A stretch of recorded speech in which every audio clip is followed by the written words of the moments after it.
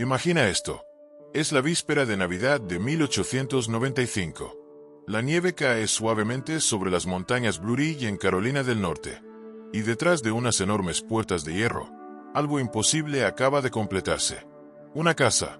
Pero llamar a Biltmore una casa es como llamar al océano un charco. 250 habitaciones. Deja que eso se asiente por un momento. Para ponerlo en perspectiva, la Casa Blanca tiene 132 habitaciones. Biltmore tenía casi el doble. Estamos hablando de 53.698 metros cuadrados de espacio habitable. Esos son más de 16.000 metros cuadrados, 16.000 metros cuadrados enteros bajo un solo techo. Si quisieras dormir en un dormitorio diferente cada noche, podrías hacerlo durante más de un mes sin repetir. 35 dormitorios, 43 baños. Y esto era en 1895, cuando la mayoría de las casas estadounidenses todavía tenían letrinas exteriores. Los números solos cuentan una historia de exceso que es difícil de imaginar. 65 chimeneas, porque una simplemente no era suficiente. 3 cocinas. No una, no 2, sino 3 cocinas separadas para preparar comidas. Una piscina interior. 265.000 litros de agua calentada. En una época en que la mayoría de los estadounidenses todavía se bañaban en tinas de hojalata. Un boliche. Un gimnasio. Una biblioteca que podía albergar 10.000 libros. Pero aquí está lo que hace que estos números sean aún más asombrosos. Biltmore no se construyó en Nueva York, donde tal extravagancia podría tener sentido entre las otras mansiones de la Edad Dorada.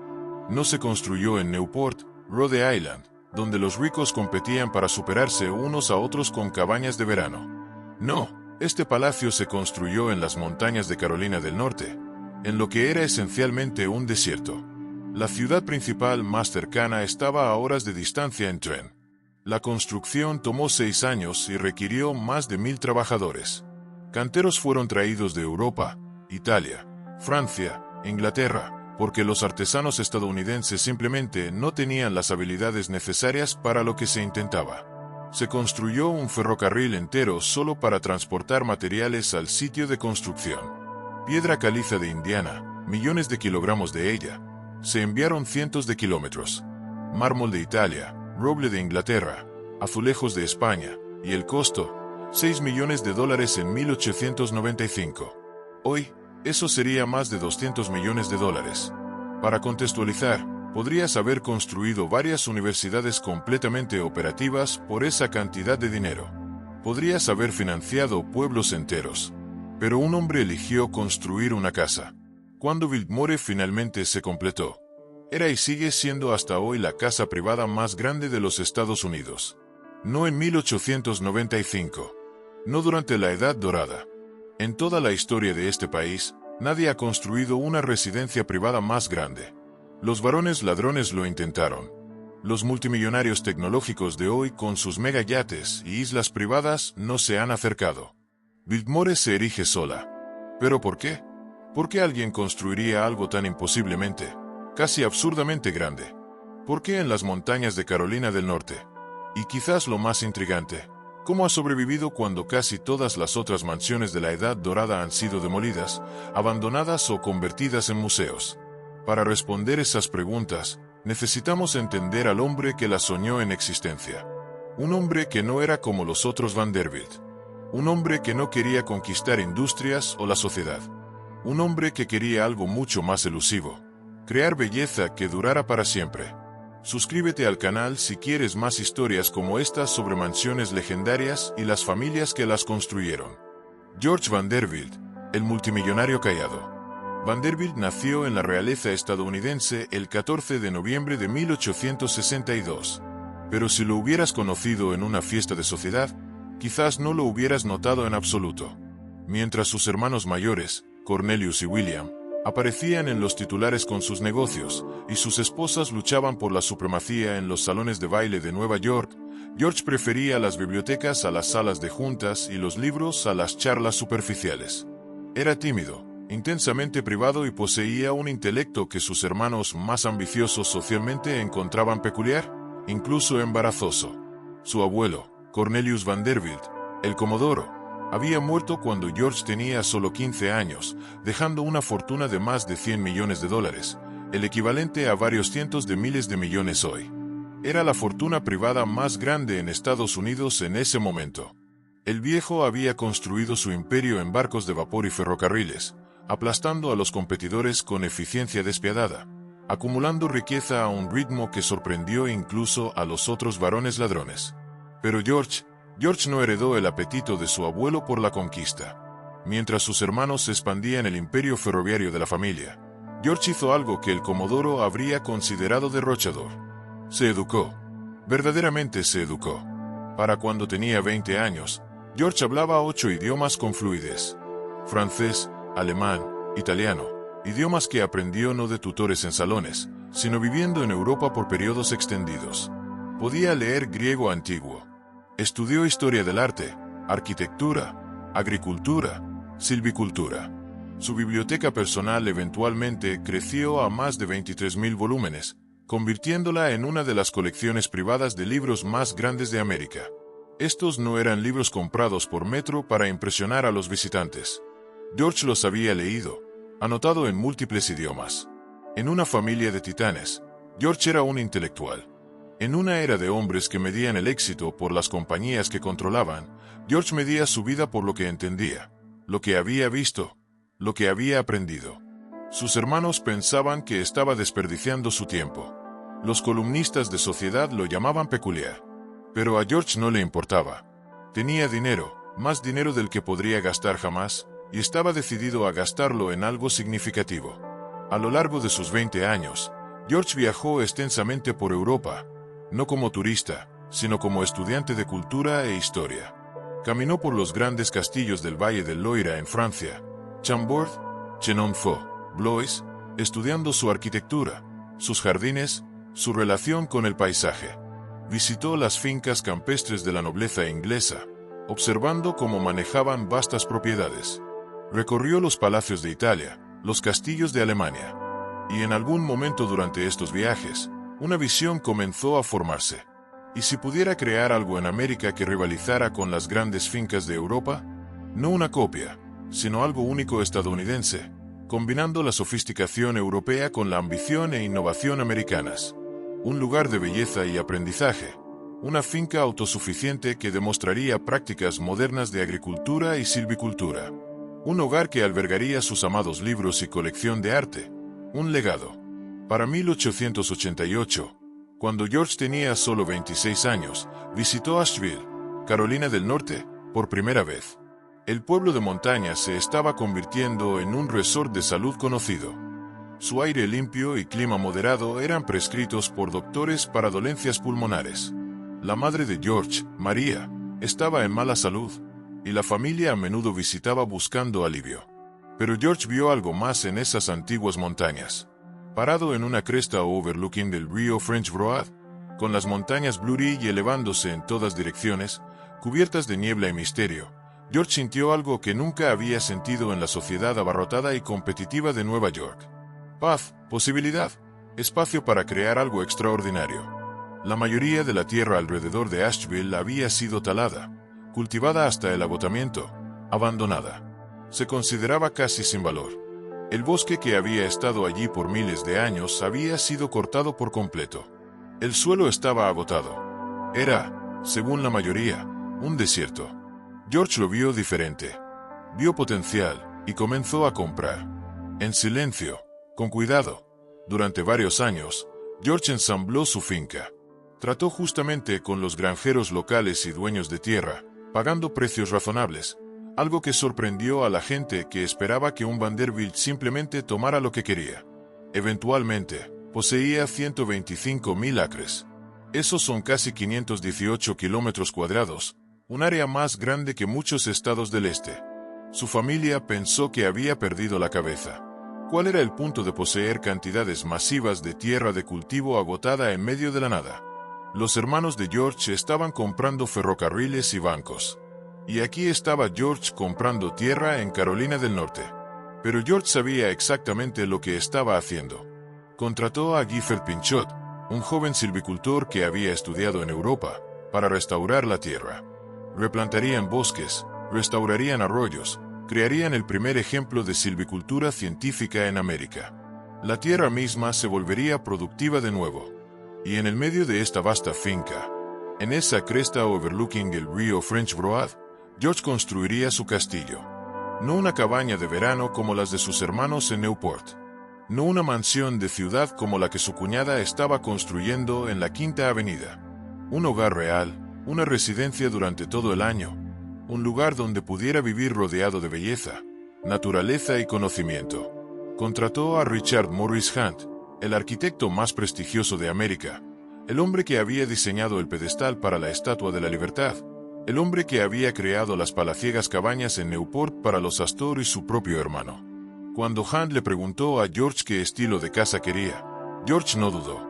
Castillo renacentista francés como los que había estudiado en el Valle del Loira. Y lo quería lo suficientemente grande para albergar su biblioteca, su colección de arte y hospedar invitados al estilo de las grandes fincas europeas. Hunt inicialmente se mostró reacio. La ubicación parecía imposible, demasiado remota, demasiado montañosa. La escala que George envisionó parecía impráctica, pero George estaba determinado. Y George tenía los recursos para hacer posible lo imposible. En 1889, comenzó la construcción. George tenía 27 años, soltero, sin hijos. Estaba construyendo una casa de 250 habitaciones para sí mismo, sus libros, sus sueños. Su familia susurraba que era excéntrico, que estaba desperdiciando su fortuna, que moriría solo en su palacio de montaña, rodeado de libros encuadernados en cuero y habitaciones vacías. No tenían idea de que lo que George estaba creando superaría todos y cada uno de sus legados, que mientras sus mansiones serían demolidas, vendidas, convertidas en museos, Biltmore aún se erigiría, aún propiedad de sus descendientes, aún prosperando más de un siglo después. Pero primero, George tenía que construirla. Y eso resultó ser el desafío de toda una vida. Aquí viene un gancho para mantenerte atento. ¿Sabías que detrás de esta fachada de cuento de hadas había secretos de construcción que casi la destruyen antes de terminar? Sigue viendo para descubrir cómo se superaron esos obstáculos, porque entender esto te mostrará cómo la perseverancia puede transformar lo imposible en realidad, y eso es una lección que puedes aplicar en tu propia vida. El castillo francés en Carolina del Norte. Cuando Richard Morris Hunt se paró en esa cresta en las montañas de Carolina del Norte estudiando los planes de George Vanderbilt, debe haber pensado que su cliente tenía o una visión brillante o una locura completa. Probablemente ambas. Hunt fue el primer arquitecto estadounidense en estudiar en la École des Beaux-Arts en París y entendió inmediatamente lo que George quería: un castillo del Valle del Loira trasplantado entero al desierto de los Apalaches. Pero esto no iba a ser una interpretación romántica estadounidense con unos cuantos adornos franceses. George quería autenticidad. Quería lo real. El diseño que Hunt creó se basaba principalmente en 3 castillos franceses: Blois, Chenonceau y Chambord. El techo inclinado abruptamente, las buhardillas ornamentadas, la fachada de piedra caliza. Todo puro renacimiento francés. Pero Hunt no solo estaba copiando. Estaba adaptando, mejorando, creando algo que honraba la tradición europea mientras servía a las ambiciones americanas. La espina central de la casa mide 238 metros de largo. Para ponerlo en perspectiva, eso es más largo que 2 campos de fútbol y medio. La fachada de piedra caliza, extraída de Indiana, requirió millones de kilogramos de piedra.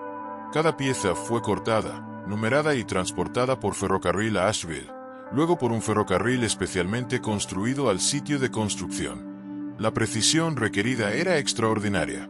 Estas piedras tenían que encajar perfectamente, creando muros que soportarían la estructura masiva encima. Pero aquí está lo que hace a Biltmore revolucionaria para su época.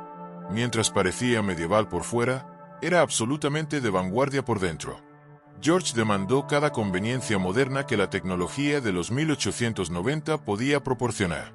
Electricidad en toda la casa, alimentada por el generador propio de la finca, calefacción central, un sistema de vapor que requería kilómetros de tuberías, agua caliente y fría corriente en cada baño. Y recuerda, había 43 de ellos. Refrigeración mecánica en las cocinas, alarmas contra incendios, Un sistema de intercomunicación conectando los cuartos de sirvientes a las habitaciones principales, incluso ascensores, múltiples ascensores, para que los invitados no tuvieran que subir escaleras. La yuxtaposición era deliberada. George quería vivir rodeado de belleza del viejo mundo, pero con comodidad del nuevo mundo. Era un estudioso de la historia, pero no era nostálgico por ollas de cámara y dormitorios congelados. La artesanía requerida para la construcción de Biltmore estaba más allá de lo que los trabajadores estadounidenses podían proporcionar.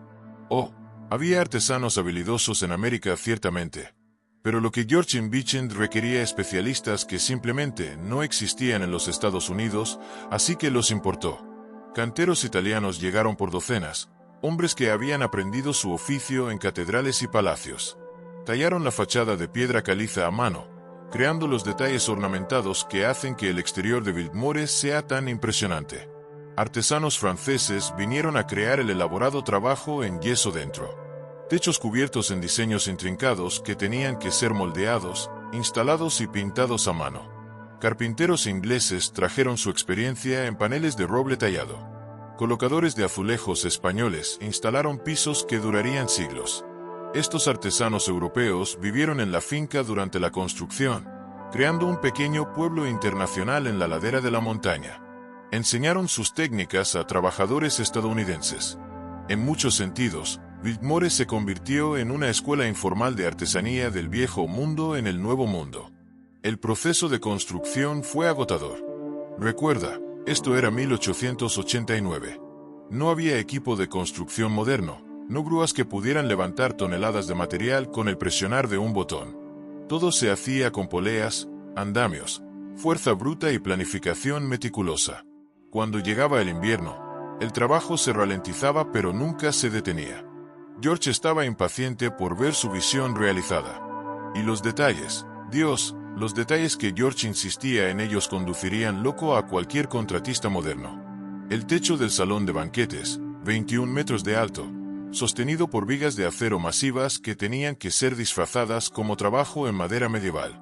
El techo de roble tallado de la biblioteca requiriendo meses de carpintería precisa. El vidrio teñido, mucho de él importado de Europa. Cada ventana diseñada para encajar en su ubicación específica. Los azulejos del piso, las perillas de las puertas, los accesorios de luz. George aprobaba cada elección individual. Su arquitecto, Hunt, diría después que trabajar con George era tanto un sueño como una pesadilla. Un sueño porque George tenía un gusto impecable, recursos ilimitados y un entendimiento genuino de la arquitectura. Una pesadilla porque George nunca estaba satisfecho con lo suficientemente bueno. Si algo no era perfecto, se rehacía. El costo nunca era la pregunta. La calidad era la única pregunta. El paisaje era igualmente importante para George. Contrató a Frederick Law Olmsted, el arquitecto paisajista que había diseñado el Central Park en Nueva York. Olmsted inicialmente era escéptico. La tierra estaba tan degradada, tan agotada por décadas de mala agricultura. Pero la visión de George lo convenció. La restaurarían, la transformarían, crearían jardines que rivalizarían con cualquier cosa en Europa. Olmsted diseñó un camino de acceso de casi 5 kilómetros que revelaría la casa gradualmente, construyendo anticipación. Planificó jardines formales cerca de la casa. Un jardín italiano, un jardín amurallado, un jardín de arbustos, cada uno requiriendo miles de plantas, muchas importadas de Europa. Más lejos de la casa, diseñó un paisaje de trabajo, granjas, bosques, viveros, belleza y utilidad combinadas. Toda la finca estaba diseñada para ser autosuficiente. George no solo quería una mansión, quería una finca agrícola funcionando como las que había estudiado en Europa. Habría granjas lecheras produciendo leche y queso, huertos y viñedos, huertos de vegetales, gallineros y granjas de cerdos. La finca se alimentaría a sí misma y a su ejército de trabajadores. 6 años. Eso es lo que tomó construir Biltmore. 6 años de construcción constante, refinamiento constante, adición de detalles sobre detalle. Los costos se acumulaban de manera constante. Para cuando la casa estaba lista para ocupación, George había gastado $6 millones. Y eso era solo la casa en sí. No la adquisición de tierra, no el trabajo de silvicultura, no el desarrollo de la granja. Su familia estaba horrorizada. Sus hermanos, hombres prácticos que medían el éxito en márgenes de ganancia, no podían entender lo que George estaba haciendo. Podrías comprar compañías enteras de ferrocarril por $6 millones. Podrías financiar bancos. Podrías invertir en las industrias en auge que estaban transformando América. En cambio, George lo estaba gastando en piedra y mortero y paneles de roble tallado en medio de la nada. Pero a George no le importaban sus opiniones. Nunca le habían importado. Mientras ellos construían imperios que se desmoronarían con crashes del mercado e industrias cambiantes, George estaba construyendo algo permanente, algo hermoso, algo que importaría mucho después de que el último clavo de ferrocarril fuera sacado del suelo. El 24 de diciembre de 1895, víspera de Navidad, George abrió las puertas de Biltmore House por primera vez. Su familia y amigos llegaron para encontrar algo que no debería existir. Un castillo francés perfecto sentado imposiblemente en las montañas de Carolina del Norte, más magnífico que cualquier cosa que hubieran visto en Newport o Nueva York o incluso en Europa misma. Caminaron por habitaciones que les quitaban el aliento. Y ahí es donde nuestra historia va a continuación. Dentro de esos espacios increíbles que George creó. Dentro de las habitaciones más grandiosas. ¿Te imaginas caminando por pasillos que esconden secretos de lujo olvidados? Mantente con nosotros, porque lo que viene ahora revela cómo estos espacios no solo eran para mostrar, sino para vivir de manera que cambiaba vidas, y esa perspectiva podría inspirarte a valorar la comodidad en tu propio hogar de una forma nueva. Imagina que eres un invitado llegando a Biltmore esa primera víspera de Navidad en 1895. Has viajado en tren desde Nueva York, luego en carruaje por ese camino de acceso de casi 5 kilómetros que Olmsted diseñó. A través de árboles invernales desnudos, captas vislumbres de torres y líneas de techo. Luego, de repente, emerges al abierto y ahí está. Masiva. Imposible. Hermosa.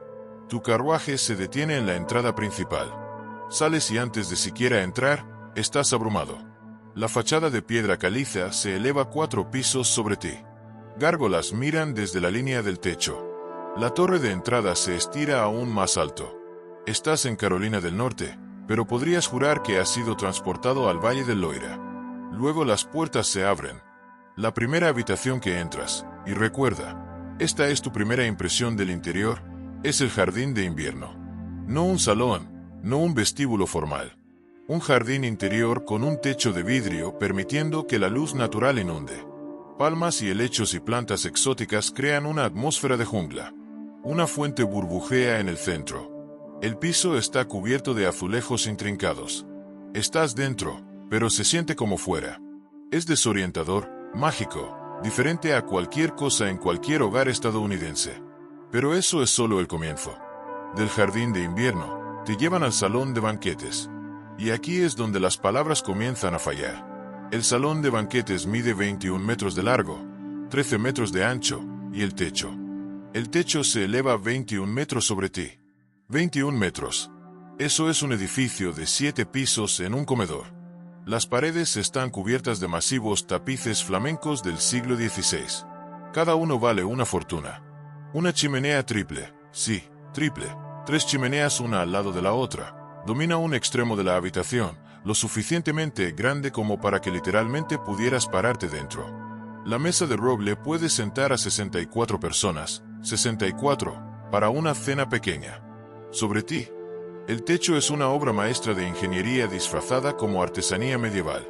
Esos no son vigas de madera sosteniendo el techo. Son vigas de acero cubiertas en madera y yeso para crear la ilusión de construcción antigua. Ingeniería moderna al servicio de la belleza estética. Esa era la filosofía de George en toda Biltmore. Las banderas colgando del techo no son decorativas. Son banderas de batalla reales de regimientos europeos, algunas datando de siglos atrás. George las recolectó durante sus viajes. Incluso los accesorios de luz, enormes candelabros de hierro forjado, fueron diseñados a medida para parecer medievales mientras usaban iluminación eléctrica. Podrías iluminar toda la sala con el flip de un interruptor, algo que la mayoría de los estadounidenses no podían hacer en sus hogares enteros. Del salón de banquetes, podrías ser llevado a la biblioteca. Y si amas los libros, aquí es donde querrías vivir. La habitación de 2 pisos alberga 10.000 volúmenes de la colección personal de George. Estanterías del piso al techo de nogal tallado. Un techo pintado representando escenas mitológicas. Sillas cómodas posicionadas para captar luz de las altas ventanas. Una chimenea de mármol para lectura invernal. Esta no era una biblioteca de exhibición con libros comprados por metro para impresionar visitantes. Estos eran libros que George había leído recolectados durante años de viajes y estudio. Libros en 8 idiomas diferentes, primeras ediciones, manuscritos raros. Esta era una biblioteca de trabajo para un estudioso genuino. La sala de música es la siguiente, aunque llamarla solo sala de música no la captura. Más tapices en las paredes.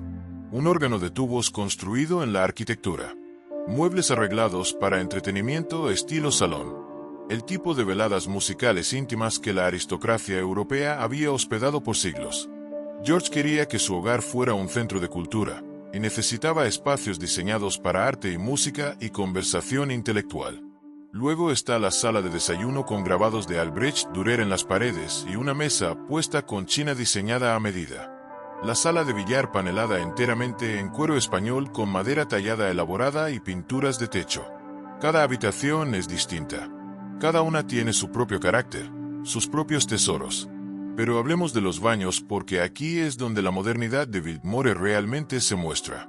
43 baños en 1895, con agua caliente y fría corriente, con accesorios de porcelana importados de Europa, con calentadores de toallas, con paredes y pisos azulejados que serían impresionantes incluso hoy. Mientras la mayoría de los estadounidenses todavía usaban letrinas, los invitados de George se bañaban en lujo que rivalizaba con los mejores hoteles de Europa.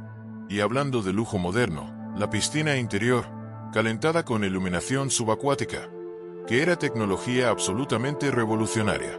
La sala de la piscina parece un baño romano con trabajo de azulejos elaborado cubriendo cada superficie, pero es completamente funcional, filtrando y calentando 265.000 litros de agua. Los invitados masculinos de George nadarían aquí, y había un gimnasio adyacente para ejercicio. Esto era 1895, antes de que la aptitud física estuviera de moda, pero George estaba adelantado a su tiempo. Hay un boliche en el sótano, no solo un par de carriles, un boliche apropiado con pines y bolas hechos a medida. Hay habitaciones dedicadas a almacenar y mantener equipo de caza. Una sala de armas con cientos de rifles y escopetas exhibidos como arte. Bodegas de vino diseñadas para sostener miles de botellas a temperatura perfecta. Los cuartos de sirvientes, porque dirigir una casa de este tamaño requería un ejército, eran mejores que la mayoría de las casas estadounidenses de la era. Cada sirviente tenía su propia habitación pequeña, un lujo cuando la mayoría de los sirvientes dormían en cuartos compartidos. Había comedores de sirvientes, salas de estar, incluso una lavandería de sirvientes con máquinas de lavar modernas. Las cocinas, las tres, eran maravillas de la tecnología de finales del siglo XIX. Refrigeración mecánica, estufas de gas, agua caliente y fría corriente, sistemas de almacenamiento elaborados, todo lo necesario para preparar comidas de múltiples cursos para docenas de invitados día tras día. Pero aquí está lo que te impacta mientras deambulas por estas habitaciones. No son espacios fríos de museo. George construyó Biltmore para ser vivida. Sí, es magnífica. Sí, está llena de arte y muebles praisles. Pero las sillas son cómodas. Las chimeneas realmente funcionan y se usaban diariamente. Las camas son invitadoras. Esta no era un palacio diseñado para intimidar. Era un hogar diseñado para confortar, para inspirar, para proporcionar cada posible comodidad mientras te rodea de belleza. Por supuesto, disfrutar toda esta belleza y comodidad requería algo que George no podía construir con piedra y mortero. Gente. Mucha gente. Toda una fuerza de trabajo oculta que hacía funcionar Biltmore. Y esa es una historia en sí misma. Suscríbete si te gusta el vídeo. El ejército de sirvientes. Detrás de cada castillo de cuento de hadas, hay un ejército de personas haciendo que la magia suceda. En Biltmore, ese ejército sumaba alrededor de 80 almas en su pico. 80 personas cuyo trabajo era asegurar que George Vanderbilt y sus invitados nunca tuvieran que pensar en cómo una casa de 250 habitaciones realmente operaba. 80 sirvientes. Deja que ese número se asiente por un momento. Esos son más empleados que muchos pequeños negocios tenían. Y estos no eran personas que aparecían para un turno y se iban a casa. La mayoría de ellos vivían en Biltmore en los cuartos de sirvientes construidos en la casa. Sus vidas enteras giraban alrededor de mantener esta enorme finca funcionando sin problemas. En la cima de esta jerarquía estaba el mayordomo de la casa, esencialmente el gerente general de toda la operación doméstica. Debajo de él, una red compleja de roles especializados. El mayordomo que supervisaba a todos los sirvientes masculinos y manejaba las operaciones del comedor. La ama de llaves que comandaba a todas las sirvientes femeninas y mantenía la limpieza de cada habitación. Estas dos posiciones eran poderosas. Contrataban y despedían. Establecían horarios. Mantenían la disciplina en muchos sentidos. Ellos dirigían Biltmore día a día. Luego venían los especialistas. Doncellas de damas que atendían a las invitadas femeninas, asegurando que sus elaborados vestidos se mantuvieran, su cabello estilizado, cada necesidad anticipada. Balas que servían a los invitados masculinos, preparando ropa, dibujando baños, manteniendo zapatos pulidos hasta brillar como espejos. Un chef principal y múltiples sous chefs trabajando en esas tres cocinas, preparando comidas que podían incluir una docena de cursos. Doncellas de cocina que hacían la limpieza real, la preparación de vegetales, el lavado interminable. Lacayos servían comidas, mantenían las habitaciones públicas, respondían puertas, entregaban mensajes a lo largo de la casa usando ese sistema de intercomunicación. Doncellas de casa limpiaban los dormitorios, hacían camas, vaciaban ollas de cámara antes de que la plomería moderna estuviera completamente funcional, desempolvaban muebles, barrían pisos, mantenían fuegos en docenas de chimeneas. Doncellas de lavandería trabajaban en las habitaciones de lavandería del sótano, lavando linos a mano. Y en una casa de este tamaño, con invitados constantemente llegando y partiendo, la cantidad de lavandería era staggering. Afuera había jardineros, docenas de ellos, manteniendo esos jardines elaborados que Olmsted diseñó. Mozo de cuadras cuidaban los caballos y carruajes. Trabajadores de granja manejaban la operación lechera, los huertos, los jardines de vegetales. Silvicultores trabajaban en el bosque de 125.000 acres, implementando las técnicas revolucionarias de manejo forestal de Gifford Pinchot. El día de los sirvientes comenzaba antes del amanecer. Las doncellas de casa estarían levantadas a las 5 de la mañana encendiendo fuegos en los dormitorios antes de que la familia despertara para que se levantaran en habitaciones cálidas. El personal de cocina empezaba aún antes preparando el desayuno. Para cuando George bajaba, la casa ya había estado viva con actividad por horas, pero él nunca lo vería. Ese era el punto. Buenos sirvientes eran invisibles. Los sirvientes tenían su propio mundo separado dentro de Biltmore. Usaban escaleras diferentes, escaleras utilitarias estrechas ocultas detrás de paredes, para que pudieran moverse a lo largo de la casa sin ser vistos. Comían en comedores separados abajo, aunque incluso estas habitaciones eran más bonitas que lo que la mayoría de los sirvientes experimentaban en otros lugares. George trataba a su personal bien para los estándares de la época. Les pagaban justamente, los alojaban cómodamente, los alimentaban bien. Pero no te equivoques, era trabajo duro. Una doncella de casa podría caminar kilómetros a través de la casa cada día, subiendo escaleras, cargando suministros de limpieza, manteniendo habitación tras habitación. El calor en las cocinas, incluso con ventilación moderna, era brutal. El trabajo de lavandería era agotador. Trabajabas 6 días a la semana con las tardes de domingo libres si tenías suerte. Tu vida entera estaba estructurada alrededor de las necesidades de la familia y sus invitados. Había una jerarquía estricta y protocolo. Sirvientes de rango más alto no socializaban con los de rango más bajo. Sirvientes masculinos y femeninos se mantenían en gran medida separados. No hablabas a menos que te hablaran cuando la familia estaba presente. No hacías contacto visual. Ciertamente no compartías tus opiniones o tus problemas. Estabas allí para servir. Y si hacías tu trabajo bien, apenas te notaban.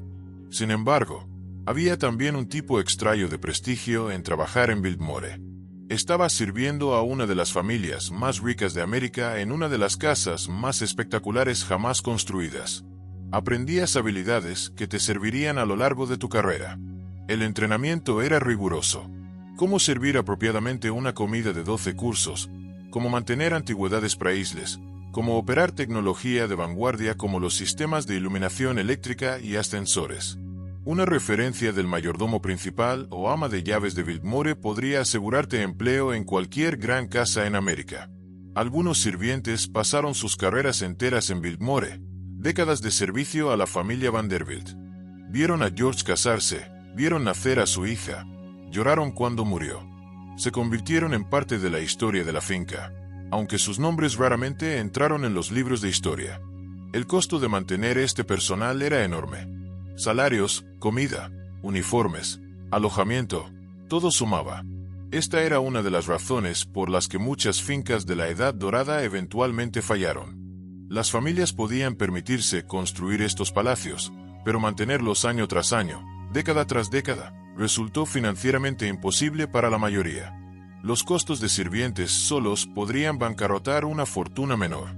George podía permitírselo ciertamente, pero incluso para un Vanderbilt, los gastos eran significativos. Y George estaba gastando dinero en otros lugares también. En sus operaciones forestales, en sus granjas, en adquirir arte y libros, en entretener invitados en el estilo lujoso que su casa demandaba. Biltmore estaba diseñada para ser autosuficiente a través de sus operaciones agrícolas, pero la realidad era que la finca consumía dinero más rápido de lo que lo generaba. Aún así, para esos primeros años después de que Biltmore abrió, el dinero parecía infinito. George hospedaba fiestas elaboradas y fiestas en casa que duraban semanas. Las listas de invitados leían como un quién es quién de la sociedad de la Edad Dorada. Y cada uno de esos invitados se maravillaba de la perfección sin fisuras de su estancia, nunca viendo el ejército de sirvientes que lo hacía posible. Pero la vida de George como soltero en su enorme casa no duraría para siempre. Los invitados que caminaron por los pasillos de Biltmore durante esos primeros años incluyeron algunas de las personas más famosas de América, y todos tenían historias para contar. ¿Qué pasaría si te dijera que estas visitas no solo eran fiestas, sino reuniones que cambiaron el curso de la cultura americana? Sigue viendo, porque entender cómo estos encuentros influyeron en la historia te dará una razón para apreciar cómo las conexiones personales pueden moldear legados duraderos, algo útil para tu red de contactos hoy. Cuando posees la casa más grande y espectacular de América, la gente quiere visitar. Y George Vanderbilt, a pesar de su naturaleza tímida, era en realidad un anfitrión gracias. Quería que Biltmore fuera un centro de cultura y aprendizaje. Y eso significaba llenar esas 250 habitaciones con personas interesantes. La lista de invitados de los primeros años de Biltmore lee como el registro social de la América de la Edad Dorada cruzado con un salón literario.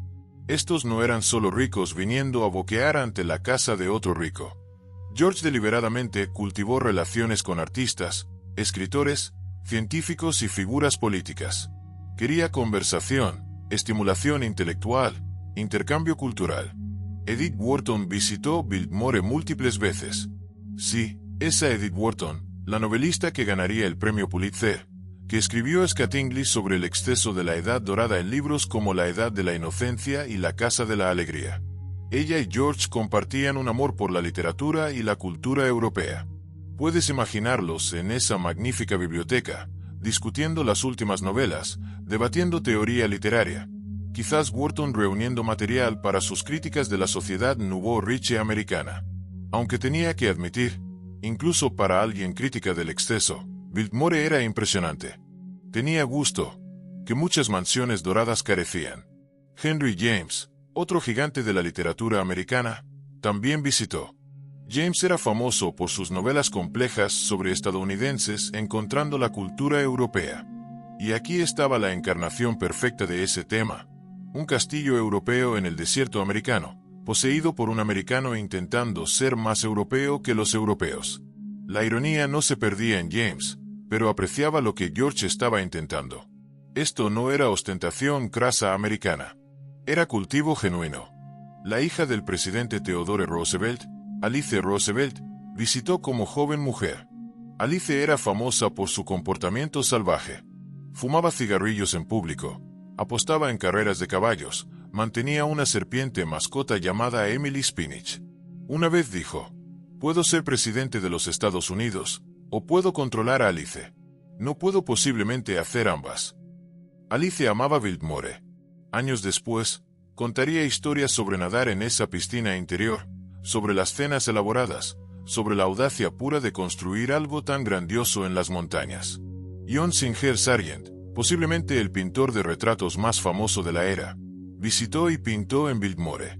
Sus retratos de la sociedad de la Edad Dorada definen cómo visualizamos esa era. Tener a Sargent como invitado no era solo prestigio social, era validación artística. George estaba creando algo digno de ser documentado por un maestro. Pero no era todo alta cultura y conversación seria. George también hospedaba fiestas de caza. Los 125,000 acres de la finca eran perfectos para ello. Hombres ricos de Nueva York y más allá vendrían por semanas a la vez, cazando ciervos, osos, pavos salvajes. Regresarían a Biltmore cada tarde a cenas elaboradas, vino fino de las bodegas de George, billar y cigarros. La sala de armas, con sus cientos de rifles exhibidos como arte, no era solo decorativa. Esas armas se usaban. Navidad siempre era especial en Biltmore. George abrió la casa en víspera de Navidad de 1895 y las celebraciones navideñas se convirtieron en tradición. El salón de banquetes sería decorado con guirnaldas de evergreen. Un árbol de Navidad masivo, estamos hablando de 6 metros o más, sería erigido. Invitados llegarían de todas partes, pasando la temporada festiva en lujo. Habría comidas elaboradas, actuaciones musicales en la sala de música, quizás villancicos en ese jardín de invierno interior. George quería recrear el tipo de Navidad tradicional de casa de campo inglesa que había experimentado en sus viajes. Abundante en calidez y abundancia. Los sirvientes, por supuesto, trabajaban horas extras durante estos eventos, pero también llegaban a experimentar un poco de la magia. George era conocido por dar bonos navideños generosos y asegurar que su personal tuviera su propia celebración. Era práctico tanto como amable. Necesitaba sirvientes leales y felices para dirigir una finca de este tamaño, y tratarlos bien era simplemente buena gestión. George también hospedaba a su familia, aunque estas visitas eran a veces complicadas. Sus hermanos y sus esposas vendrían, trayendo sus instintos sociales competitivos con ellos. Compararían notas sobre quién tenía la casa más fina, la mejor colección de arte, los invitados más impresionantes. George generalmente ganaba estas competencias no dichas, aunque parecía menos interesado en ganar que sus hermanos. Había construido Biltmore para sí mismo, no para impresionarlos. Su madre, María Luisa Vanderbilt, visitaba cuando su salud lo permitía. Había sido la única apoyadora constante de la visión de George cuando otros en la familia pensaban que estaba loco. Pero para cuando Biltmore se completó, su salud fallaba. Murió en 1896, solo un año después de que la casa abriera. El triunfo de George fue ensombrecido por esta pérdida. La casa fue construida parcialmente para ella, un lugar donde pudiera escapar los inviernos duros de Nueva York, y apenas llegó a disfrutarla. Visitantes científicos vinieron también. Recuerda, esta era la era cuando estadounidenses ricos financiaban museos, universidades, expediciones de investigación. George estaba interesado en silvicultura, agricultura, ciencias naturales. Traería expertos para consultar sobre las operaciones de la finca. Estas no eran solo visitas sociales. Eran consultas de trabajo. George quería que Biltmore fuera un proyecto de demostración, mostrando que la silvicultura sostenible y la agricultura moderna podían funcionar en el sur americano. Las conversaciones que sucedieron en las habitaciones de Biltmore durante esos años, solo podemos imaginarlas. Debates sobre literatura, arte, política, ciencia, historias de viajes europeos, discusión de la América rápidamente cambiante alrededor de ellos, industrialización, urbanización, inmigración. Estas eran personas que tenían el lujo de pensar en grandes ideas, y George había creado el ambiente perfecto para esas discusiones. Pero por todos estos visitantes, por todo este entretenimiento, por toda la vida que llenó Biltmore durante esos primeros años, algo faltaba.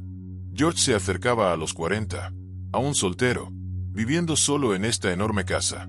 Su familia preocupada. El chisme de sociedad especulaba. ¿Moriría el estudioso tímido como soltero, dejando no heredero para esta increíble finca? Y entonces todo cambió. George se enamoró. La mujer que lo cambió todo. Edith Stuyvesant Dresser, la salvadora de Biltmore. Su nombre era Edith Stuyvesant Dresser. Y cuando George la conoció en París en 1898, ella era todo lo que él no era. Extrovertida donde él era reservado, socialmente confiada donde él era tímido, mundana y sofisticada en formas que venían de experiencia, no solo de libros. Edith tenía 32 años, una viuda con credenciales sociales impecables. Su apellido de soltera, Stuyvesant, la conectaba a una de las familias más antiguas de Nueva York, descendientes del último gobernador holandés de Nueva Ámsterdam. Había estado casada brevemente con un hombre mucho mayor, el padre del senador Peter Gerry, quien murió, dejándola cómodamente rica y socialmente establecida. Había pasado años viajando por Europa, moviéndose en los círculos sociales más altos, igualmente cómoda en París, Londres o Roma.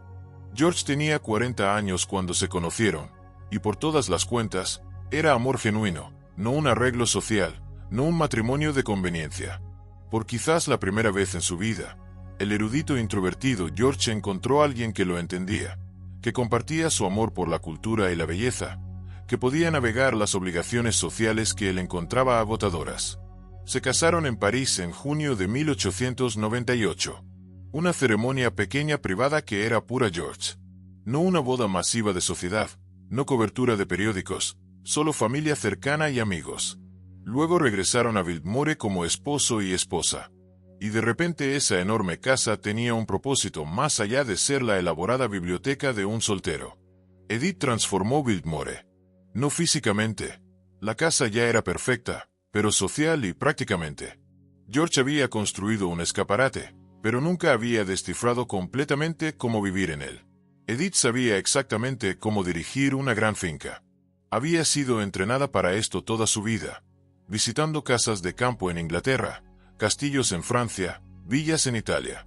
Entendía cómo manejar sirvientes, cómo entretener apropiadamente, cómo hacer que un palacio se sintiera como un hogar. También entendía algo que George no había graspado completamente. Biltmore estaba sangrando dinero. Los costos de construcción habían sido staggering, pero los costos operacionales eran peores. Esos 80 sirvientes, el mantenimiento de 250 habitaciones, el entretenimiento elaborado, las operaciones agrícolas que aún no eran rentables. Todo consumía efectivo a un ritmo alarmante. Incluso una fortuna Vanderbilt no era infinita. Edith comenzó a hacer cambios sutiles, no cortes dramáticos que comprometerían la magnificencia de la finca, pero manejo cuidadoso que George había descuidado. Negociaba mejores términos con proveedores. Encontraba formas de hacer las operaciones agrícolas más eficientes. Redujo el personal ligeramente, consolidando roles, haciendo la operación más esbelta sin sacrificar servicio. George había construido Biltmore como un artista crea una obra maestra. Sin considerar las realidades prácticas de mantenimiento, Edith trajo sabiduría práctica para complementar su visión.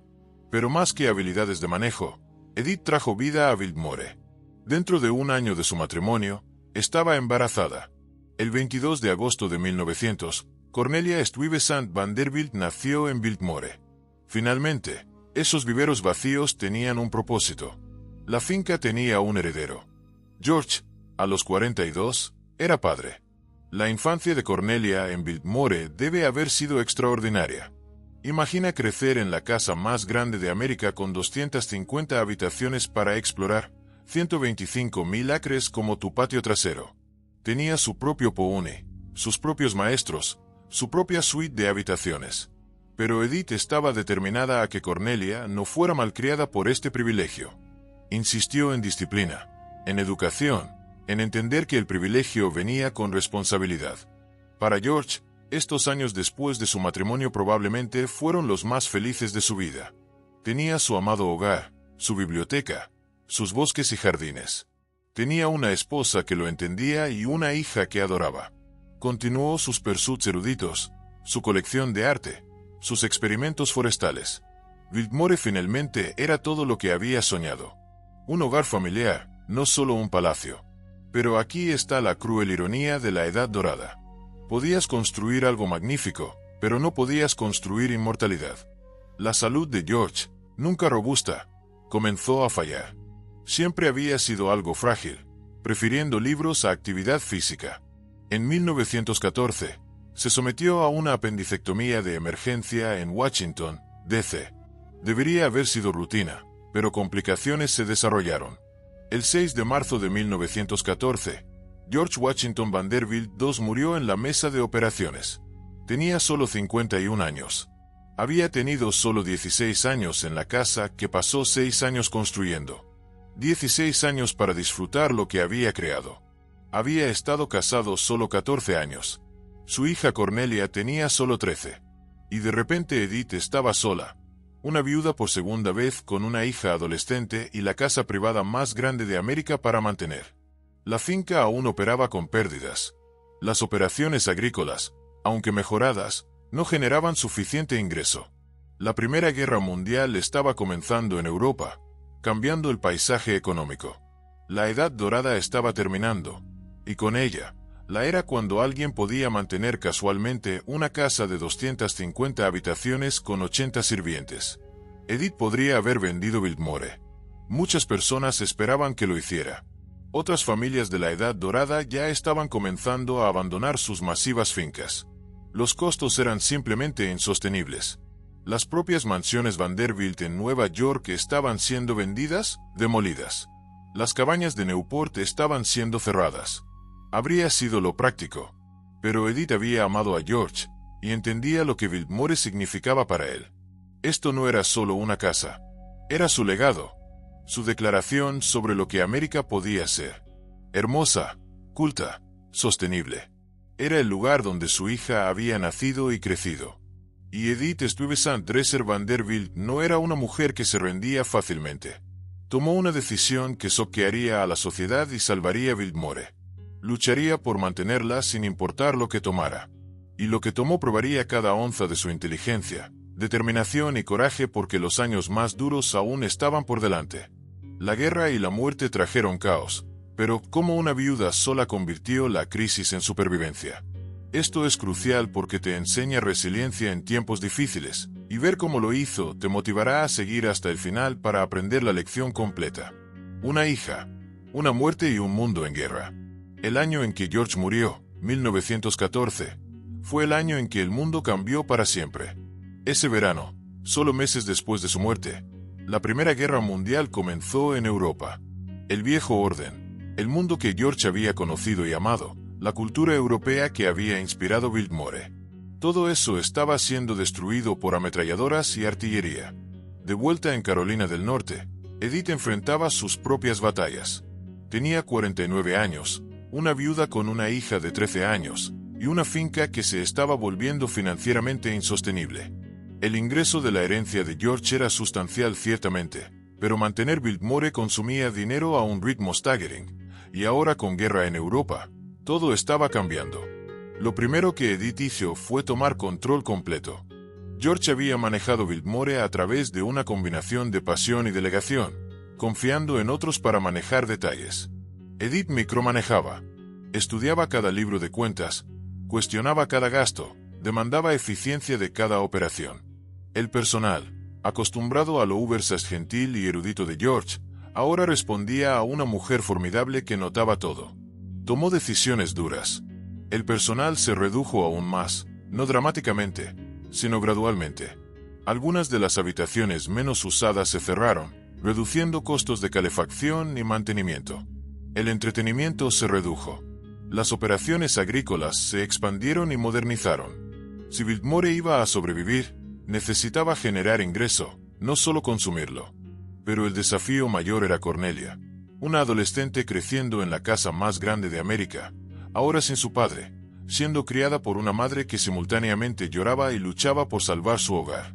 Cornelia había sido educada en casa por tutores, protegida del mundo exterior. Ahora, Edith tomó otra decisión controvertida. Cornelia asistiría a escuela fuera de Biltmore. Necesitaba entender el mundo real, no solo el aire rarificado de un palacio de montaña. Cornelia asistió a escuela en Nueva York, vivió con parientes, experimentó vida más allá de la finca. Fue un shock. La chica que había crecido con sirvientes atendiendo cada necesidad ahora tenía que navegar vagones de subway y calles ocupadas. Pero Edith tenía razón. Cornelia necesitaba estar preparada para un mundo que cambiaba rápidamente. Cuando América entró en la Primera Guerra Mundial en 1917, incluso Biltmore no podía permanecer aislada. La finca contribuyó al esfuerzo de guerra, produciendo comida para el ejército, hospedando recaudaciones para bonos de guerra. Algunos de los sirvientes masculinos más jóvenes se enlistaron. El mundo de la Edad Dorada, con sus elaboradas fiestas en casa y sociedad ociosa, parecía de repente frívolo ante la guerra global. Los 1920 trajeron nuevos desafíos. La guerra terminó, pero América era diferente. La edad de los varones ladrones verdaderamente había terminado. El impuesto sobre la renta, una vez una preocupación menor, estaba subiendo dramáticamente. Los impuestos sobre herencias se introdujeron, haciendo caro pasar grandes fortunas a la siguiente generación. El mundo social que había celebrado casas como Biltmore ahora parecía avergonzado por ellas. Esta era la era del jazz. Rápida, moderna, urbana. Fincas de montaña parecían anticuadas. Otras propiedades Vanderbilt se vendían. Las masivas mansiones de la Quinta Avenida en Nueva York demolidas para dar paso a edificios comerciales. Las cabañas de Newport, muchas cerradas permanentemente, demasiado caras para mantener. De Brackers, la casa Vanderbilt más famosa de Newport, era más grande que muchos palacios europeos, pero se estaba volviendo una carga financiera para sus dueños. Edith vio esto suceder y sabía que Biltmore era la siguiente a menos que hiciera algo radical. La finca aún operaba con pérdidas. Cornelia ahora era adulta. Se había casado en 1924 en una ceremonia lujosa en Biltmore y tenía sus propias ideas sobre el futuro de la finca. La presión montaba. Y entonces vino 1929, el crash del mercado de valores, el comienzo de la Gran Depresión. De repente, el desafío no era solo mantener una gran finca. Era supervivencia. Fortunas que habían parecido eternas desaparecieron de la noche a la mañana. Bancos fallaron. Negocios colapsaron. Incluso familias ricas se encontraron luchando. La fortuna Vanderbilt, aunque aún sustancial, no era inmune. Inversiones perdieron valor. Ingreso cayó. Y Biltmore con sus masivos costos operacionales se volvió insostenible en su forma tradicional. Algo tenía que cambiar o todo lo que George había construido se perdería. Edith ahora tenía 64 años. Había pasado 15 años luchando por mantener Biltmore viva. Y ahora tenía que tomar la decisión más dura de su vida. Una decisión que habría horrorizado a George, que escandalizó lo que quedaba de la sociedad de la Edad Dorada, pero que ultimately salvaría todo. En 1930, Edith Vanderbilt abrió Biltmore House a turistas pagando. No como un museo, la familia aún vivía allí, sino como una atracción. Por $1, cualquiera podía recorrer las habitaciones de la planta baja. Podían caminar por el salón de banquetes donde presidentes habían cenado. Podían ver la biblioteca con sus miles de libros. Podían vislumbrar cómo la otra mitad había vivido durante la Edad Dorada. La sociedad estaba shocked. Abrir tu hogar privado a extraños, cobrar admisión, era impensable. Era común. Era comercial. Todo lo que los Vanderbilt supuestamente representaban, privacidad, exclusividad, desdén aristocrático por el comercio se violaba. Pero a Edith no le importaba lo que pensara la sociedad. Nunca le había importado. Estaba salvando Biltmore. Y si eso significaba abrir las puertas a turistas, que así fuera. George habría entendido, se decía a sí misma. Había construido Biltmore para ser hermosa, para ser un modelo de lo que fincas americanas podían ser. Ahora serviría un nuevo propósito, mostrando a estadounidenses ordinarios lo extraordinario. E increíblemente, notablemente, funcionó. Abre las puertas a América. Los primeros turistas que caminaron por las puertas de Biltmore en 1930 deben haber sentido que habían entrado en otro mundo. Recuerda, esta era la depresión. Bancos fallaban. Gente perdía sus hogares. El desempleo se disparaba. Y aquí estaba este palacio en las montañas. Este remanente de una edad cuando el dinero parecía ilimitado, abriendo sus puertas por solo $1. Vinieron en números sorprendentes. No multitudes enormes. La depresión limitaba los viajes, pero suficientes. Gente que nunca soñó que vería dentro de una mansión Vanderbilt ahora caminaba a los mismos pisos donde presidentes y autores habían caminado. Se paraban en ese salón de banquetes de 21 metros de alto. Miraban tapices y artwork priceless. Por una hora o dos, podían imaginarse como parte de ese mundo desaparecido de la Edad Dorada. Pero esto no era como visitar un museo. Los Vanderbilt aún vivían en Biltmore. Edith y Cornelia tenían cuartos privados que los turistas no accedían, pero estaban muy en residencia. A veces los turistas las vislumbraban. Debe haber sido extraño para ambos lados. Los turistas viendo a los ricos en su hábitat natural, los Vanderbilt teniendo extraños caminando por su hogar. El ingreso de turismo ayudaba, pero no era suficiente para apoyar completamente la finca. Edith tomó más decisiones difíciles. En 1932, vendió una porción significativa de la tierra de la finca, cerca de 86.000 acres, al gobierno federal. Esta tierra se convirtió en parte del Bosque Nacional Pisgah, uno de los primeros bosques nacionales en el este de los Estados Unidos. Era apropiado de alguna manera. George había pionero silvicultura científica en esa tierra con Gifford Pinchot. Ahora sería preservada para el público para siempre. La venta proporcionó capital crucial que ayudó a Biltmore a sobrevivir los peores años de la depresión. Pero también significaba que la finca era mucho más pequeña, bajando a cerca de 8.000 acres de los originales 125.000. La gran visión de una vasta finca autosuficiente se sacrificaba para salvar la casa misma. La Segunda Guerra Mundial trajo nuevos desafíos y oportunidades.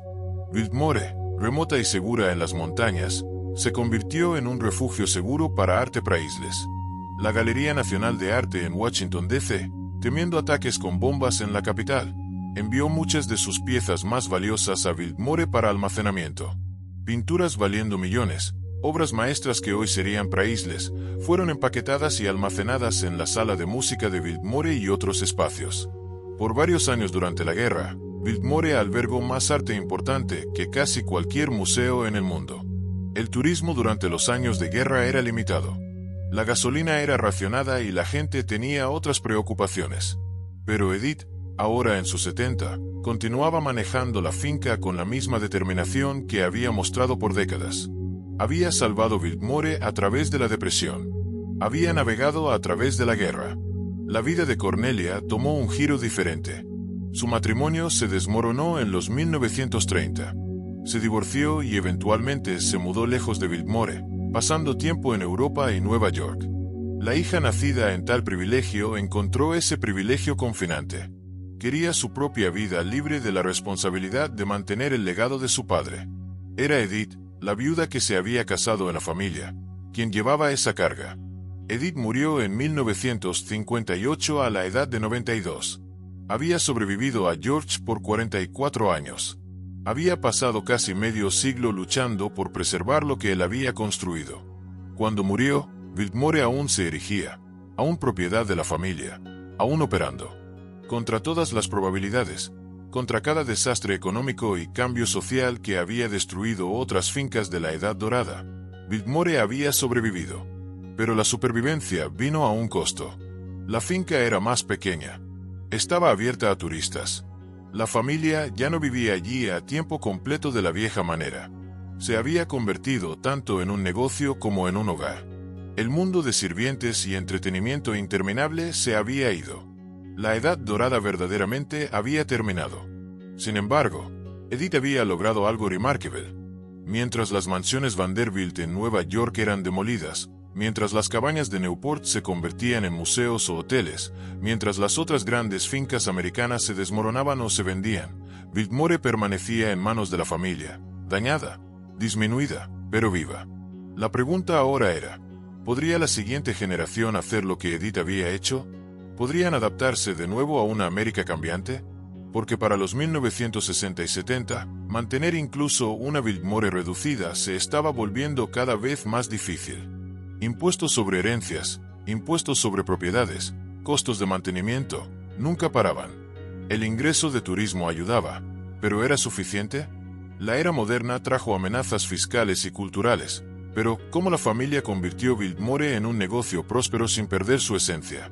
Esto es valioso porque te muestra estrategias de adaptación que podrían aplicarse a cualquier herencia familiar, dándote razones prácticas para ver hasta el final.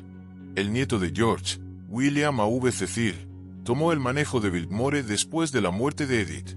Enfrentaba una elección que generaciones previas no habían.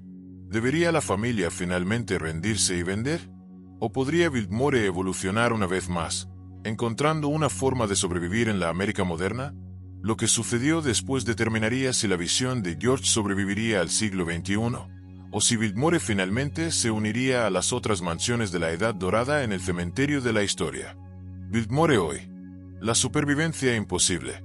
Para en la entrada de Biltmore hoy y verás algo que no debería existir.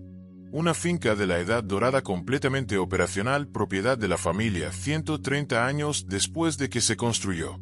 Por toda lógica, por todo precedente histórico, esto no debería ser posible. Considera lo que pasó a las otras grandes fincas americanas.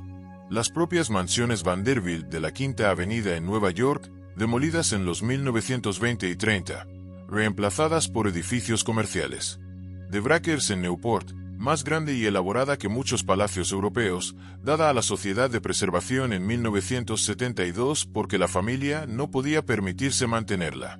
Marble House, también en Newport, se convirtió en un museo.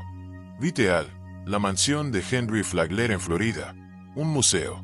La lista continúa. Demolidas, donadas, vendidas, convertidas. Pero Biltmore aún es propiedad de los descendientes de George Vanderbilt, aún operada como un negocio familiar, aún en muchos sentidos sirviendo como un hogar privado, aunque uno que da la bienvenida a más de 1 millón de visitantes cada año. ¿Cómo es esto posible? La respuesta es adaptación. Adaptación constante, creativa, a veces dolorosa a tiempos cambiantes. William Cecil, el nieto de George, quien tomó el control en los 1960, entendió que el turismo solo no era suficiente. La finca necesitaba múltiples streams de ingreso para sobrevivir. Así que expandió con cuidado y pensamiento.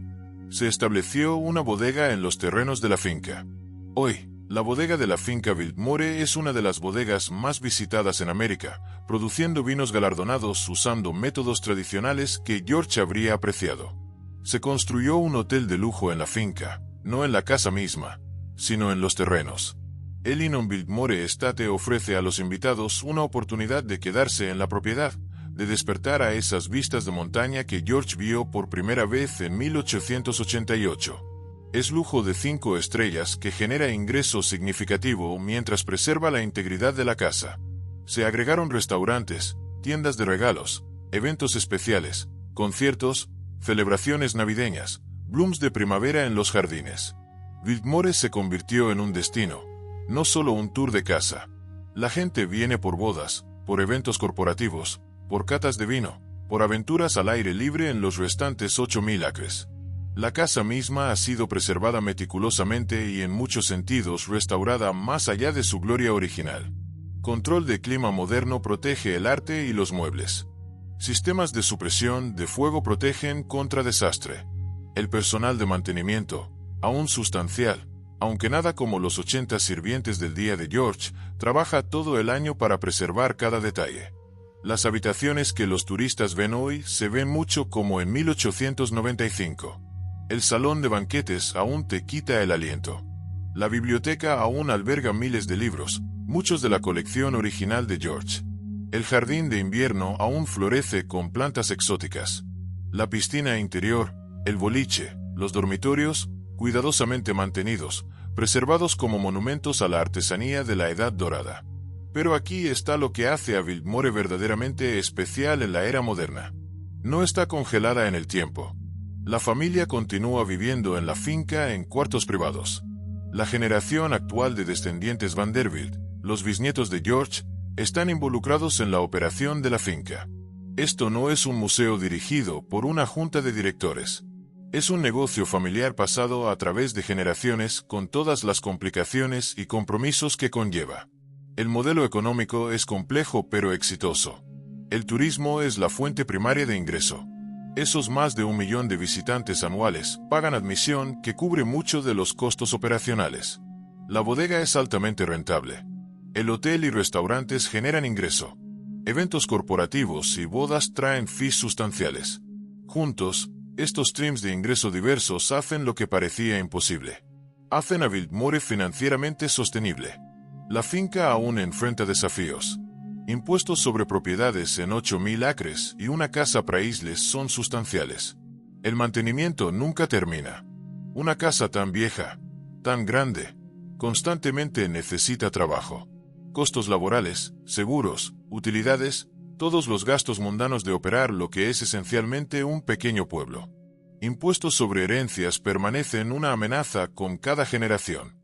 La familia tiene que planear décadas por adelantado para asegurar que la finca pueda pasar a la siguiente generación sin ser vendida para pagar impuestos. Aún así, lo han manejado.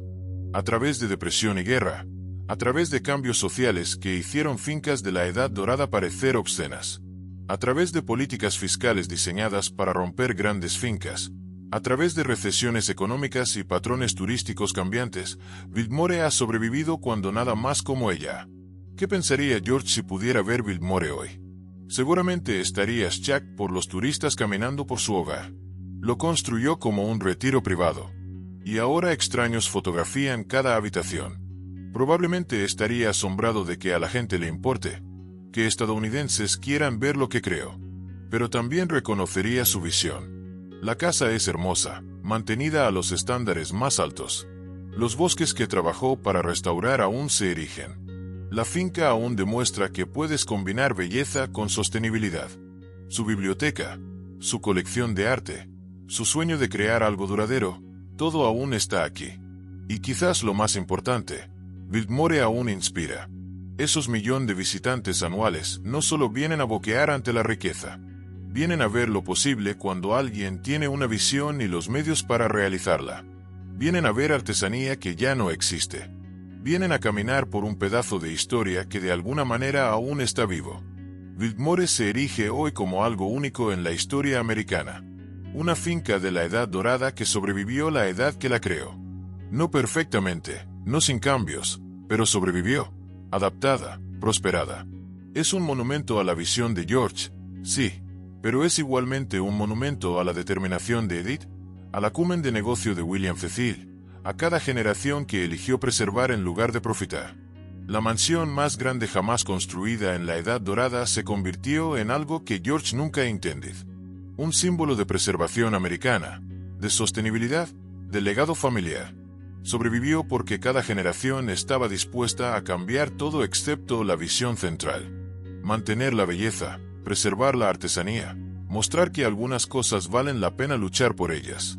Mientras estás en Biltmore hoy, mirando ese castillo francés imposiblemente situado en las montañas de Carolina del Norte, no solo estás viendo una casa, estás viendo prueba de que con visión, determinación y adaptación constante, incluso los sueños más improbables pueden sobrevivir.